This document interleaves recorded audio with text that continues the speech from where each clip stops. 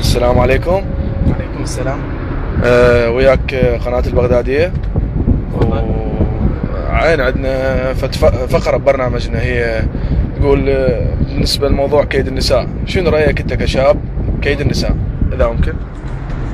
والله كيد النساء يعني تقدر تقول مثلا البنية من تكذب، نعم، أو البنية من تشذب، أو البنية من تخادع الولد، أو البنية ما تمتلك فد صفة تحاول تكذب بها انه على حبيبها وعلى صديقها، انه تريد تقول له انه انا امتلك هاي الصفه. نعم.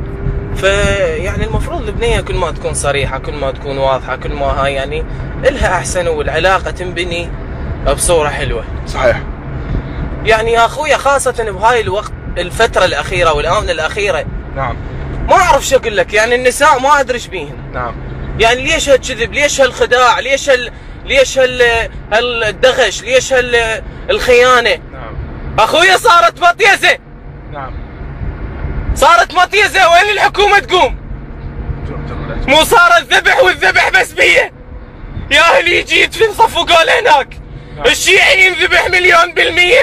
نعم. يكرهونك علي يا ابو الحسن فجار. ذول احفاد عفلخ كلها بعثيه. ذول بلا ضمير بلا شرف لا دين. وهواي كلاب جتنا من السعوديه. نعم. يردونك علي شلون يا ابو حسين، وانت شلون يا المطبوع بريه. منعوفك علي، لا ابد لا والله منعوفكم والله. هذا البلد تعب عمي. ما يصير هيجي. والله راح اموت من ورا البنات. كحاب يابا والله كحاب عمي. لك عمي نيشن والله. العفو استاذ.